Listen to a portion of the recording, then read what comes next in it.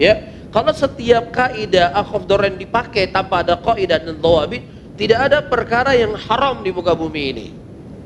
Ya, ini sekarang ada dua film. Mohon maaf ya. Satu film blue, satu film semi porno. Mana yang lebih akhaf dororainnya? Nah, terus boleh nonton film semi porno? Hah? Ya, ada musik gambus, ada musik rock. Ya, ambil yang paling ringannya. Mana yang kita dengar? Musik gambus. Jadi nggak ada yang haram di muka bumi ini, semua jadi halal. Makanya ada kaidah yang perlu difahami. Ya, ketika kita sebut dororain, dua doror, berarti di situ maksiat atau tidak? Maksiat. Ya, syarrain berarti itu maksiat.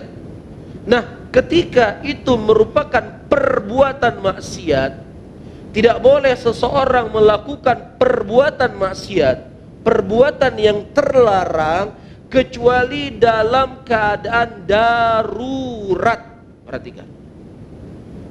Ya, perkara yang haram jelas haram, harus dijauhi.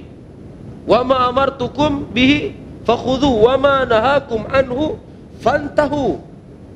Kata Rasulullah, apa yang diperintahkan oleh Nabi SAW hendaknya engkau ambil, dan apa yang dilarang oleh Rasulullah hendaknya engkau menjauhinya. Ini hukum asalnya.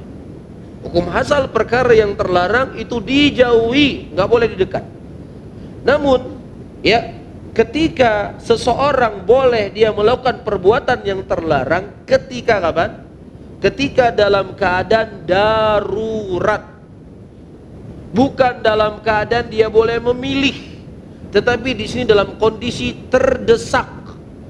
Ya, ditusuk pakai pedang, pakai pisau di lehernya, harus nonton film kamu ini. Ya, antara film A dengan film B, pilih yang paling ringan filmnya. Ya, ini baru boleh dipakai irtikab, ya, akhaf dororain, ketika dalam keadaan apa? Darurat. Allah Subhanahu wa taala sebutkan kaidah ini dalam Al-Qur'anul Karim, "Famaniturra ghairu baghin wala 'adin fala itsma alaih." Ketika seseorang itu dalam keadaan darurat, selama dia tidak berlebih-lebihan, maka tidak ada dosa baginya. Jelas ya? 6. Baik. Sekarang kita diperhadapkan dua bangkai. Satu bangkai babi, yang satunya bangkai apa? Bangkai kambing atau bangkai rusa. Ya, yang satunya lagi kita ada bawa perbekalan di kantong kita, tempe. Paham? Kita masuk ke hutan, kebetulan ada kita bawa makanan. Tinggallah beberapa potong tempe di kantong baju kita. Ya, ini kita perut sudah lapar sekali.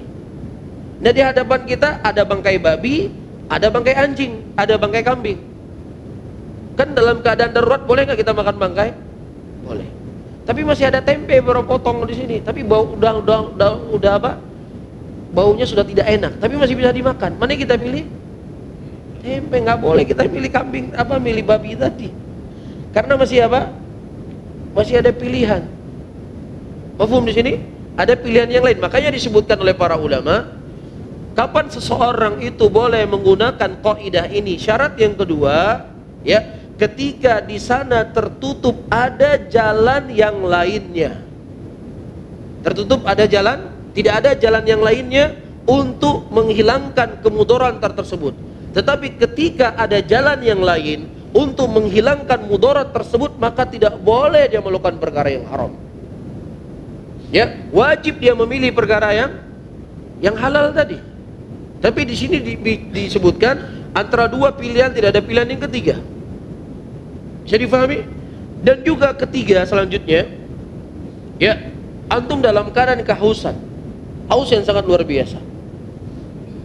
Ya, kemudian antum mendapatkan khamar. Boleh nggak antum minum khamar dalam keadaan darurat? Nggak ada minuman? Hah? Tapi perhatikan baik-baik. Khamar itu kata orang yang ahli khamar, ya, semakin diminum semakin haus. Nah, kalau dia semakin minum semakin haus, ada masalah nggak antum minum di sini? Gak ada masalahnya. Jadi nggak boleh minum khamar. Makanya kaidah disebutkan oleh para ulama, ketika kita melakukan sesuatu perbuatan yang terlarang tadi, kita bisa pastikan mendapatkan maslahat Tapi kalau kita nggak bisa memastikan mendapatkan masalah, nggak boleh kita melakukan hal yang terlarang. Mafhum di sini? Khamar, air.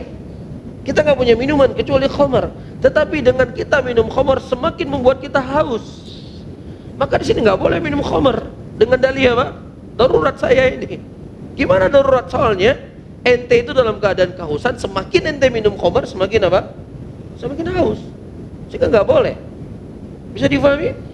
Jelas ya? Jadi saya ulangi kembali, ketika seseorang melakukan perbuatan yang terlarang, ya perbuatan yang doror, maka dia bisa memastikan ada maslahat yang besar yang itu kemungkinan besar akan dia dapatkan. Tapi kalau seandainya maslahatnya cuma angan-angan saja, ya maka tidak boleh digunakan kaidah ya irtikab akhaf dororen. Bisa difahami? Karena kaidah ini suka laku dan suka dipakai di zaman-zaman mendekati hal-hal, mendekati di apa yang ada di depan kita sekarang ini. Ya bahkan ada orang mengatakan Anda yang paling tahu halal, Anda yang paling tahu haram. Seharusnya Anda yang nyoblos. Seharusnya kalau ente yang paling tahu perkara yang halal, tahu perkara yang haram, ente yang paling menjauhi perkara yang haram, bukan mendekati. Kan begitu. Bisa difahami ya ikhwah? Nah kemudian Anda menyampaikan hal ini di khalayak ramai. Apa kesimpulannya muslimin? Mana maslahat yang mudarat yang diinginkan? Mana yang mau dipilih sekarang? Hah? Siapa yang mau dipilih? Harus disampaikan. Kalau nggak disampaikan ya sama saja. Ada yang menurut A ini mudarat, ada yang menurut B ini lebih besar mudaratnya. Sehingga tidak ada maslahat yang diinginkan di sini. Bisa difahami? Tidak ada maslahat yang diinginkan di situ. Apa maslahatnya sekarang? Ya, kecuali ya ketika sekarang kita pertama harus kita timbang mudaratnya jelas. Bukan hoax, bukan hanya berita-berita yang tersebar. Jelas kemudaratannya. Sudah kita pastikan mudaratnya itu jelas, kemudian ketika kita melakukannya, kita bisa menjamin ada maslahat yang kita dapatkan di situ dan kemungkinan besar suara kita berpengaruh. Bisa difahami?